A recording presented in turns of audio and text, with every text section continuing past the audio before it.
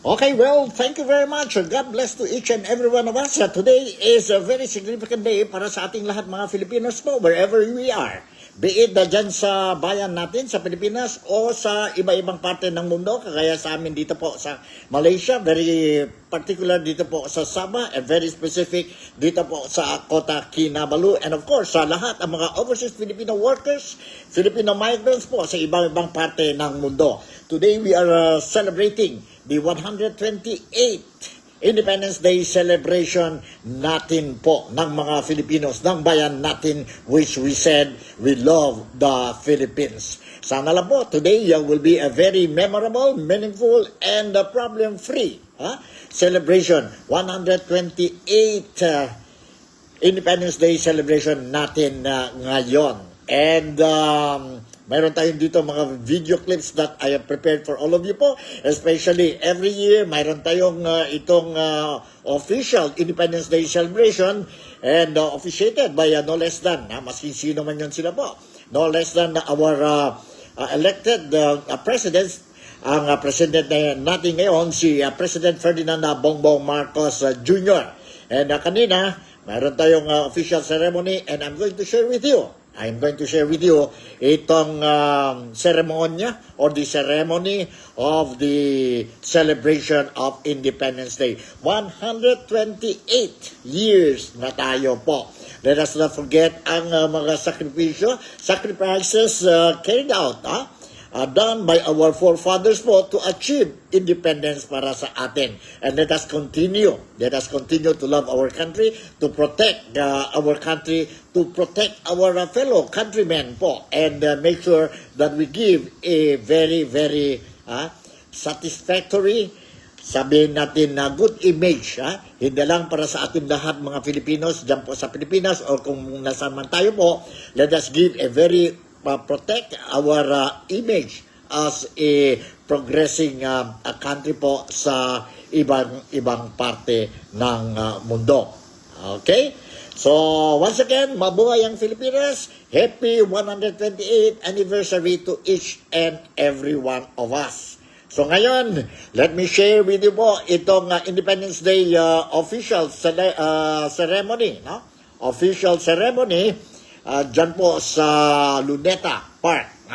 Ang presidente natin, si President Ferdinand Bongbong Marcos, together with his wife, ang first lady natin, si Liza Araneta Marcos, together with their children, ang pamilya nila po, which they officiated itong 128 Independence Day celebration natin. So, mamaya, I'm going to share with you, maybe not this particular, sabihin natin, episode, because narinig natin po na maraming mga activities dyan po sa Pilipinas today, and I will make another program mamaya po to inform ang mga followers natin dito sa NikTok, Daily Talk with Nico, what is happening dyan po sa Pilipinas today, especially today. Once again, we are celebrating the 128th Independence Day celebration dyan po sa Pilipinas. Dyan po sa Pilipinas, o kung nasaan man tayo po, still Independence Day pa rin tayo ang celebration natin ngayon. Once again, mabuhay ang Pilipinas. Nandito na po ang video clip na I prepared para sa ating lahat po tungkol sa ceremony held this morning dyan po sa Maynila.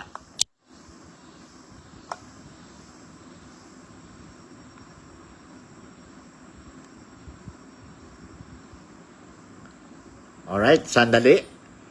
Okay. Sana tayo. Alright, sandali lang po. Alright, medyo sandali. Let me fix again. And nandito na po. No? Nandito na po.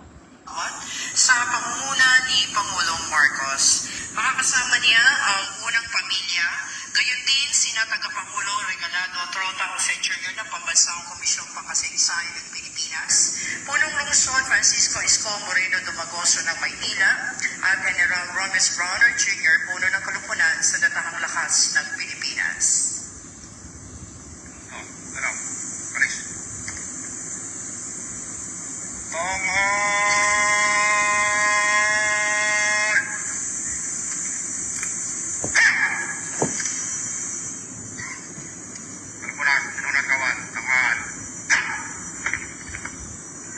Mga kababayan, ang pambansang awit ng Pilipinas.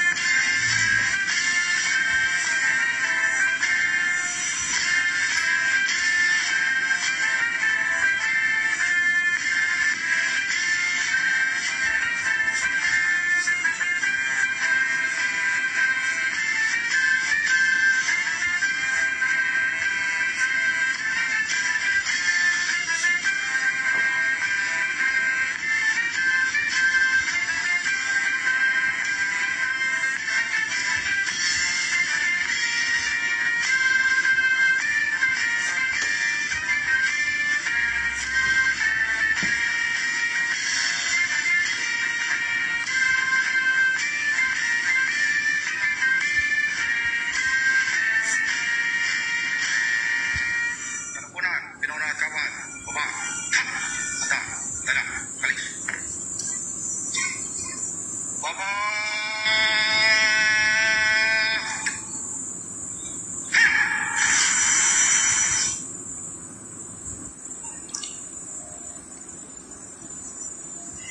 Sabay-sabay po nating bigkasin ang panunumpa sa watawat ng Pilipinas sa pamumuno ni Cadet Girl Scout Queen Hannah Diana Ruth A. Magusip ng Girl Scouts of the Philippines. Taas ka ng kamay!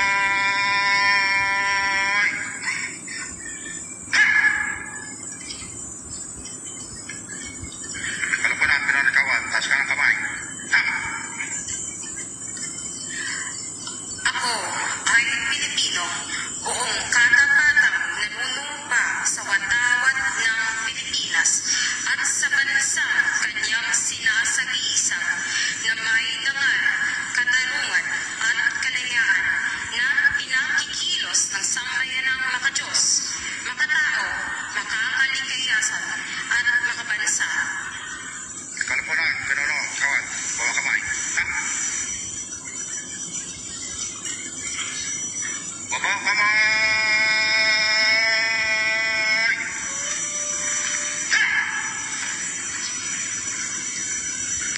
Ating awitin ang himno sa Bagong Pilipinas sa pangunguna ng Philippine Charity Sweepstakes Office, Coral.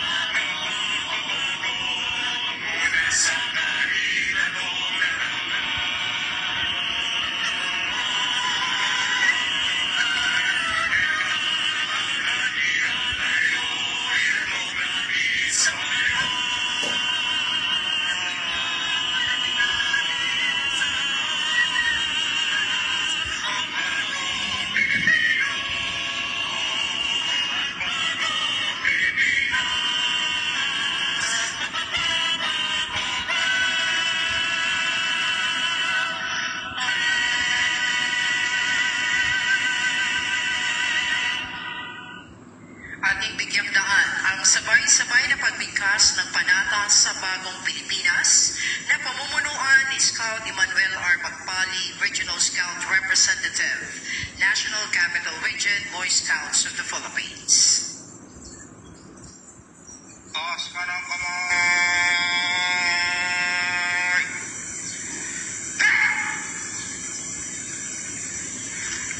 Kalupunan, pinunakawan, taas ka ng kamay. Ha! Bilang Pilipino, buong pagmamalaki kong isasabi buhay ang bagong Pilipinas. Buhay sa aking dugo ang lahing dakila, magiting at may dangal. Palaging dadalhin sa puso, isip at diwa ang aking pagmamahal sa kultura at bayang sinilangan. Kaisa ng bawat mamamayan, iaalay ko ang aking talino at kasanayan sa pagpapaunlad ng aking bayan. Taglay ang galing na naaayon sa mga pandaigdigang pamantayan. Magiging instrumento ako sa pagsulong ng kagalingan, karunungan at kapayapaan.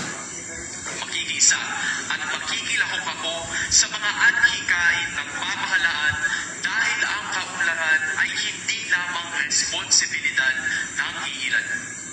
Isusulong at pangangalagaan ko ang karangalan, kalayaan at interes ng aking bayang minamahal.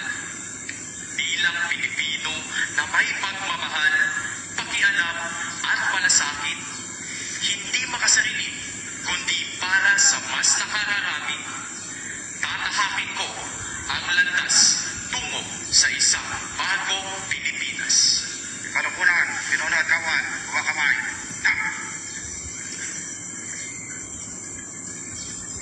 Baba ka na kamay!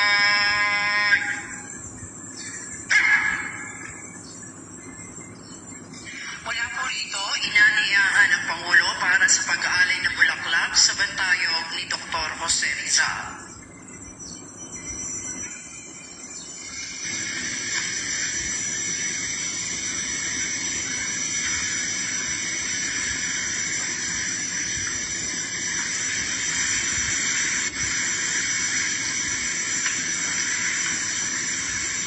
Isasagawa po ng ating Pangulong Ferdinand R. Marcos Jr. ang pag-aalay ng bulaklak. Makakasama niya sina Tagapangulo Regalado Trota Jose Jr. ng Pambansang Komisyong Pangkasaysayan ng Pilipinas at General Romes Browner Jr. ang puno ng kalapunan sa Tatahang Lakas ng Pilipinas. Ito, dalang, kalis. Mahal na Pangulo, handa na po ang pag-aalay. Bit pa ka na.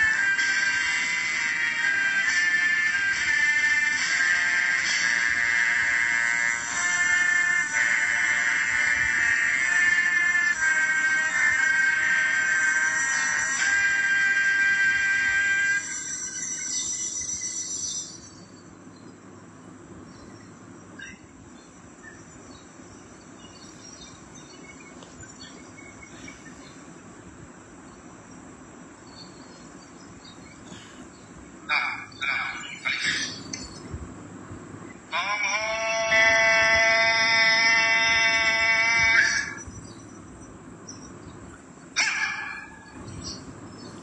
po na, kawan, tamaan.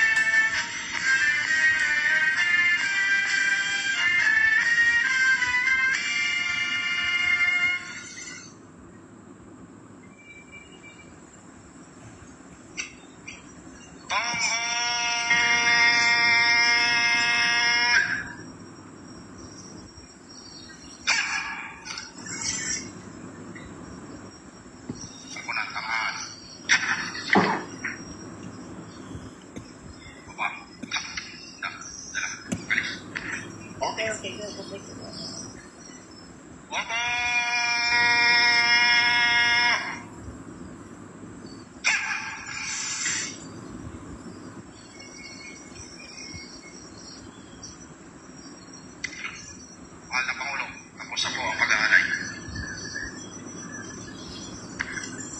Alis.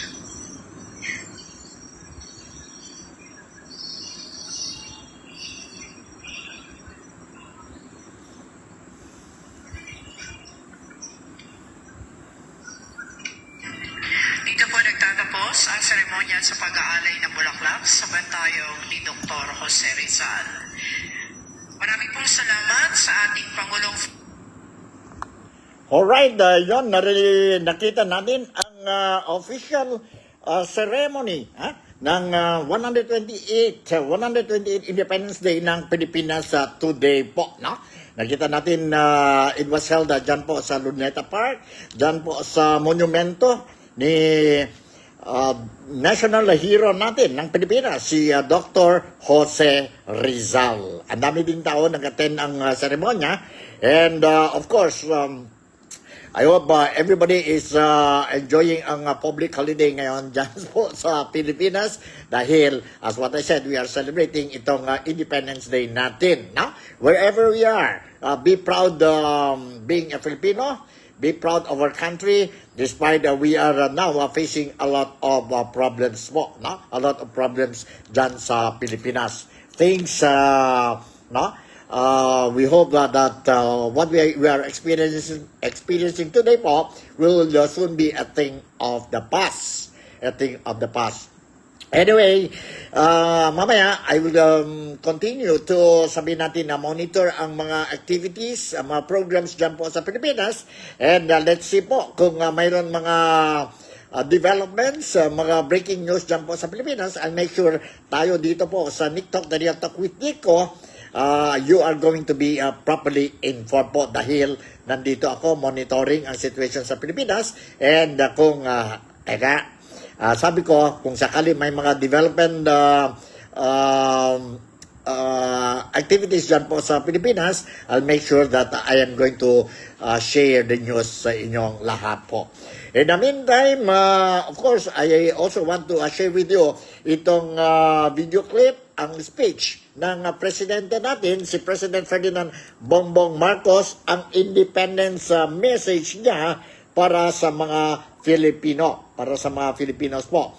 Nandito, let's watch and listen to the speech delivered by President Ferdinand Bongbong Marcos or BBM dyan po sa Quirino Grandstand kanina. And may mga parade sila, Independence Day parade, which they started at 8 something. And I think hanggang ngayon still going on pa ang parade, no? Ang parade. But anyway, nandito, let me share with you ang mensahe ni President Ferdinand Bongbong Marcos to all the Filipinos po, na? On this very significant, special day natin, ang Independence Day ng Pilipinas. Let's watch and listen to the speech of President Ferdinand Bongbong Marcos Jr. Nandito po, let's watch and listen to this. Hold on, while I'll try to see. Okay, sandali po, sandali lang. Okay, i-prepare muna tayo dito. Alright, nandito po. Let's watch and listen to this speech of President Ferdinand Bongbong Marcos Jr. Nandito na po.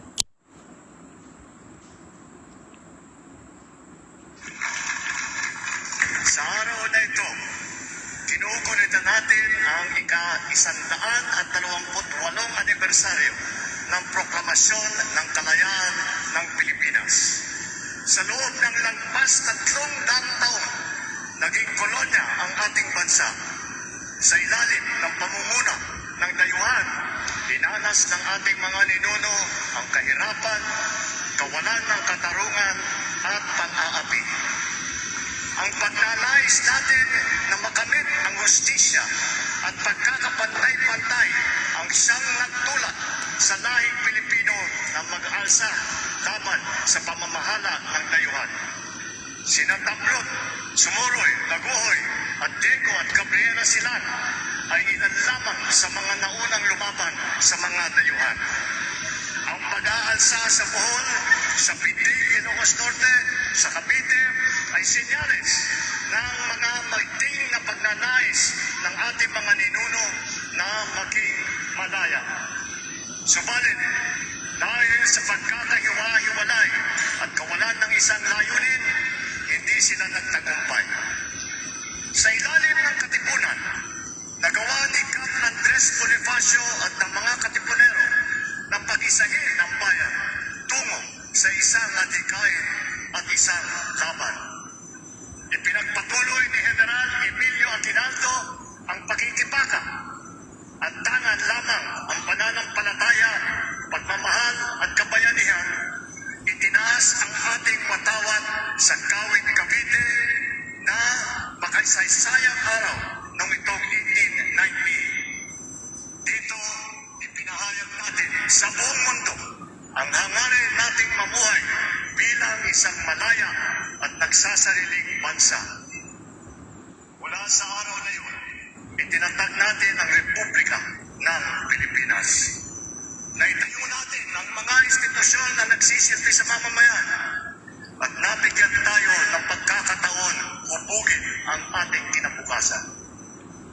Matapos ang mahigit isang siglo mula nang makamit natin ang kalayaan, ano na ang nagawa natin sa kalayaang kanilang ipinaglaban? Sapagkat hindi sapat na ligunin lamang natin ang nakaraan, kailangan magsilbing pundasyon ang mga aral nito sa ating kasalukuyan at sa ating kinabukasan. Ang ating kasaysayan ay nagturo sa atin na sa pagkakaisa lamang makakamit ang kasarinlan. Na ang tunay na mga pinuno ay yung nagsilsa-sakripisyo ng sariling interes para sa ikabubuti ng bayan. Na ang kalayaan ay dapat na inaalagaan. Gamitin natin ang mga aral na ito upang mapamulan ang ating bansa at mapalawig ang ating kasarinlan. Maraming hamon sa ating kalayaan at kaunlaran. Nandyan ang mga katiwalian, pagkakakanya-kanya at kahirapan. Nandyan din ang mga pandaigdig na kaganapan at banta ng tinatawag na climate change at kalikasan. Ngunit, sa kabila ng mga ito, nananatili ang aking paniniwala at pag-asa sa galing, sipag at kabutihan ng ating lahi, ng lahing Pilipino. Sa maraming pagkakataon na ipakita natin ang ating kakayahan na manindigan para sa tama, na magmalasakit sa kapwa, na bumangon sa harap ng pagsubok. Lalo na sa panahon ng kalamidad, na ipapakita natin ang ating pagkakaisa, pagtutulungan at ang ating malasakit. Sa bawat Pilipino, ito ang aking panawagan. Huwag po tayong mapagod na mahalin, piliin at ipaglaban ang Pilipinas. Ipalalim natin ang ating kamalayan, maging mapanuri sa katotohanan. Gamitin natin sa tama ang ating kakayahan, hindi sa masama. Lumaban ng patas sa araw-araw, huwag pagsamantalahan ang pinagpaguran ng iba.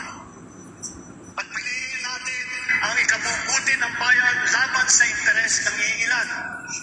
Kung mananatili tayong tapat sa mga adhikain ito, matitiyak tayong magmamana ang mga susunod ang henerasyon ng isang bansa na mas matatag, mas makatarungan, at mas maunlad.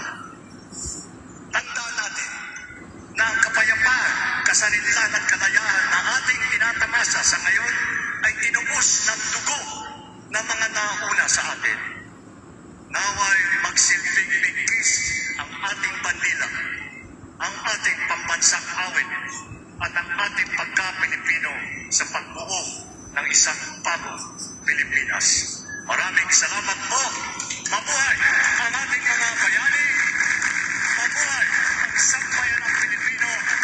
Mabuhay ang Republika ng Pilipinas.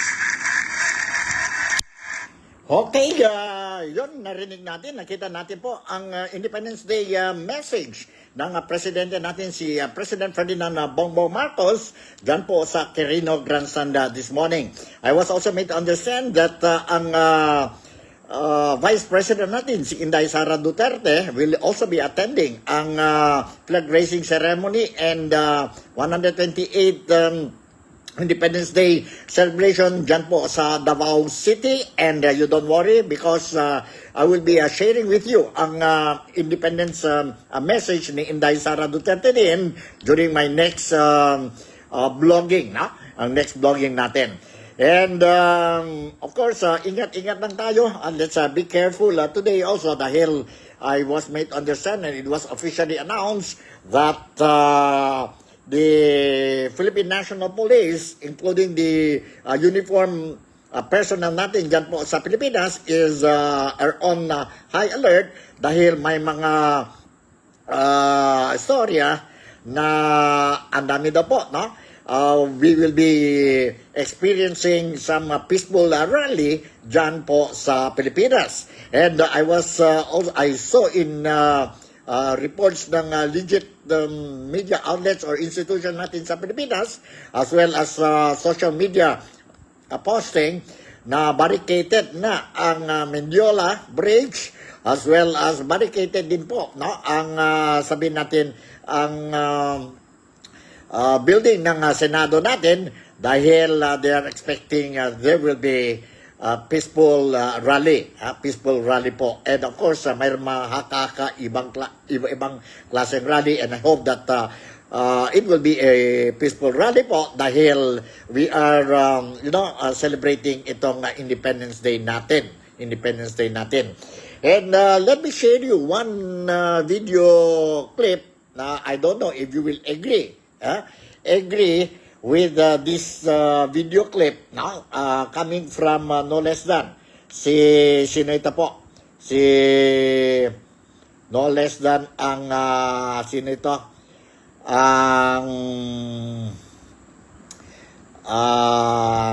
Hold on, ha? Tungkol sa isang di umano'y plano ng ilang support. Mga plano daw po tungkol sa rally today.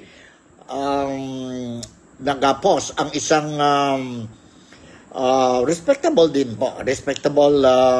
journalist, commentator, columnist, and I'm referring to Ramon Tulfo po, no? Ramon Tulfo.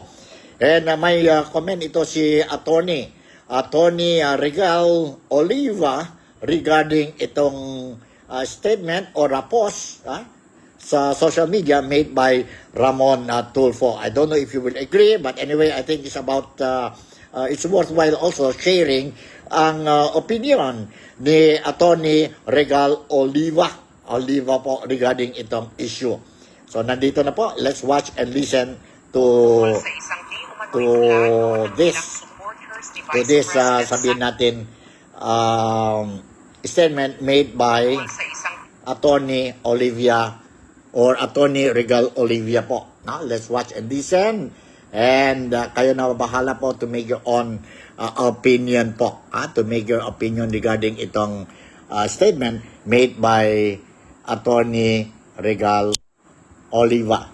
Nandito po. Let's watch and listen to this. Umano'y plano ng ilang supporters ni Vice President Sara Duterte na lusubin ang Malacanang sa June 12, kasabay ng Independence Day. At ang pinagmulan ng lahat ng ito, isang pahayag ni Ramon Tulfo na nagsasabing mayroon siyang impormasyon tungkol sa isang umano'y plano na atakihin o pasukin ang palasyo. Bilang abogado, simple lang ang tanong ko, nasaan ang ebidensya? Kung ang impormasyon ay sapat na seryoso upang magdulot ng paglalagay ng mga harang sa Malacanang, dagdag na seguridad at pambansang alarma, bakit tila walang seryosong pagtalakay kung saan nanggaling ang impormasyong ito? Sa ilalim ng batas, ang sinumang may kaalaman tungkol sa isang planong krimen laban sa Estado ay hindi basta chismoso lang. Siya ay isang mahalagang saksi. Kaya natural na itanong, has the NBI invited Ramon Tulfo for questioning? Has he executed an affidavit? Has he identified his sources? Has he submitted any documentary or intelligence basis for his claim? O sapat na ba ngayon ang isang social media post o column upang magdulot ng pambansang panic? Kapag ordinaryong mamamayan ang nag-post na may nalalaman siyang destabilization plot, malamang ay agad siyang tatawagin ng mga otoridad para magpaliwanag. Pero dahil para Tulfo siya, untouchable, hindi ba dapat pareho ang standard ng batas para sa lahat? Kung sapat ang kanyang impormasyon upang magdulot ng alarma sa buong bansa, sapat din dapat itong upang siya mismo ay maimbestigahan bilang pangunahing source ng claim. This is not an attack on Mr. Tulfo. This is a demand for consistency because Fear is not evidence. A government action should never be based solely on unverified claims that have yet to be subjected to scrutiny. Mas nakakabahala pa rin ang epekto sa bansa. Investors do not study political gossip, they study risk. Tourists do not distinguish between verified threats and verified rumors. They react to headlines. Businesses do not wait for fact-checking. They respond to uncertainty. Every public statement suggesting attack, uprisings, or threats against government institutions carries economic consequences. Kaya dapat doble ang pag-iingat bago ito ipahayag sa sambayanan. At sa ating mga kababayan, lalo na sa mga supporters ng kahit anong kampo, manawagan tayo ng sobriety at calmness. Forceful entering Malacanang is not patriotism. It is not democracy. And it will not heal this already divided nation. Kung may reklamo, gamitin ang batas. Kung may hinaing, gamitin ang malayang pamamahayag. Kung may laban, gamitin ang balota. Huwag nating hayaan manaig ang galit kaysa katwiran. Sa dulo ng lahat ng ito, iisa lang ang panawagan. Present the evidence, investigate the claim, question the source, and let facts, not fear, govern the Republic. Another day, another regal EOB.